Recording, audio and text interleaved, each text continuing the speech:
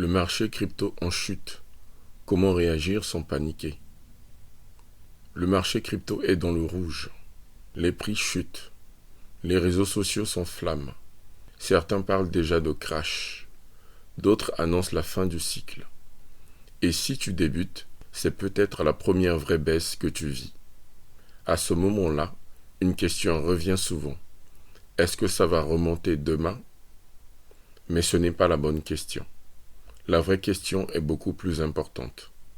Comment réagir intelligemment quand le marché plonge?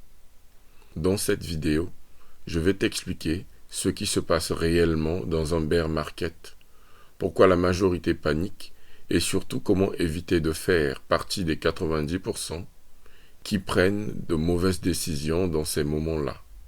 Ce qu'est vraiment un bear market.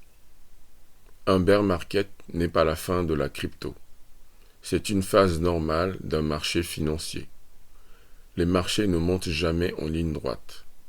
Ils fonctionnent par cycle. Une phase d'euphorie, une phase de correction, une phase d'accumulation. En crypto, ces cycles sont plus violents, plus rapides et plus émotionnels que sur les marchés traditionnels. Ce que tu vis aujourd'hui est un mouvement naturel d'un marché volatile. Le problème n'est pas la baisse en elle-même. Le problème est la réaction humaine face à cette baisse. Un marché rouge ne signifie pas que tout est fini. Il signifie que le cycle évolue. Pourquoi la majorité perd dans ces phases? Quand tout monte, tout le monde se sent compétent. Les gains paraissent faciles, les décisions semblent évidentes. Mais quand tout baisse, la peur prend le dessus.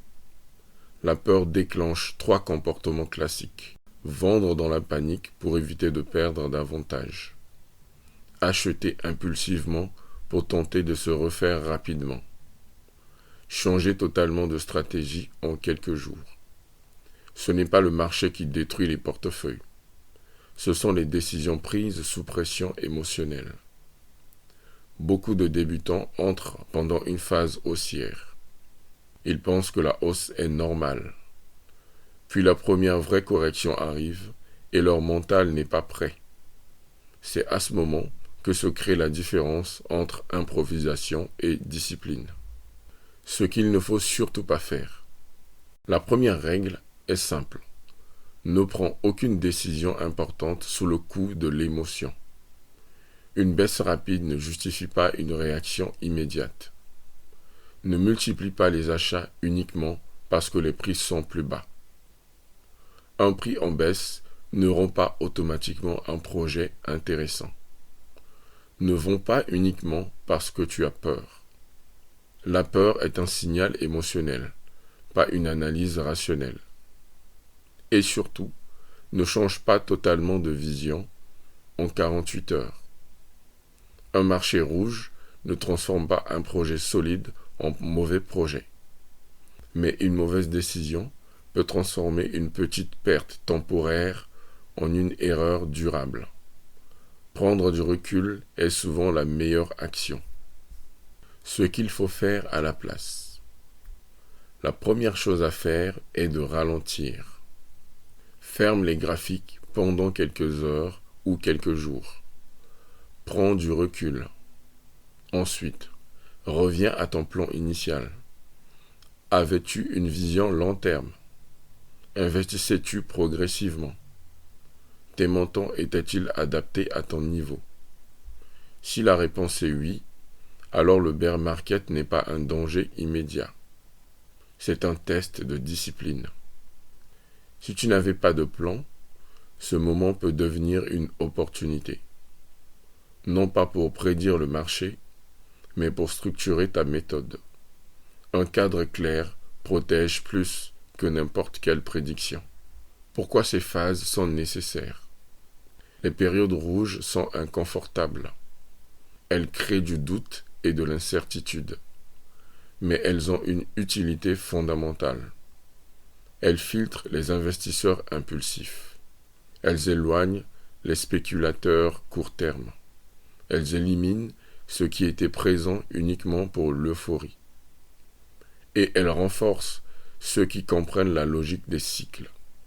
Beaucoup de constructions solides se font dans les phases calmes, pas dans les moments d'excitation collective, mais uniquement pour ceux qui ont la patience et la méthode nécessaires. Un bear market révèle la qualité de ton approche. Le rôle du temps dans un bear market. Le temps est un facteur souvent sous-estimé par les débutants. Un marché peut rester bas plus longtemps que prévu. Il peut stagner. Il peut évoluer lentement sans direction claire. Cela crée de la frustration. Mais les cycles finissent toujours par évoluer. Ce qui détruit les portefeuilles n'est pas la baisse temporaire. C'est l'absence de constance.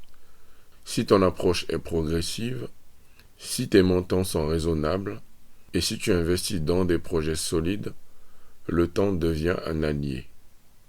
La patience transforme une phase difficile en une opportunité d'apprentissage. La vraie question à te poser. Au lieu de demander si le marché va remonter demain, pose-toi une question plus importante. Est-ce que ma méthode est solide?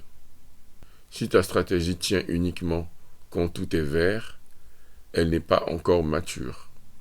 Si elle s'effondre quand tout est rouge, le problème n'est pas le marché. Le problème est l'absence de structure. Un bear market révèle la qualité de ton cadre mental. Il montre si tu investis avec discipline ou avec espoir. Et cette différence est déterminante sur le long terme. Le marché crypto plonge. C'est inconfortable. C'est stressant. Mais ce n'est pas une catastrophe. C'est un moment de vérité. Si tu ralentis, si tu gardes ton calme et tu respectes une méthode simple, tu évites déjà l'erreur que font la majorité des débutants. Ces phases ne sont pas faites pour te faire fuir. Elles sont faites pour te tester. Si tu veux comprendre pourquoi la majorité perd justement dans ces moments-là, regarde la vidéo où j'explique pourquoi 90% des débutants échouent. Et si tu veux construire une base solide pour investir sans stress, j'ai préparé un guide gratuit pour les débutants. Il explique comment structurer tes premiers investissements pas à pas. Le lien est en description. Et si tu veux continuer à apprendre la crypto de manière progressive et disciplinée, abonne-toi à la chaîne. On se retrouve dans la prochaine vidéo.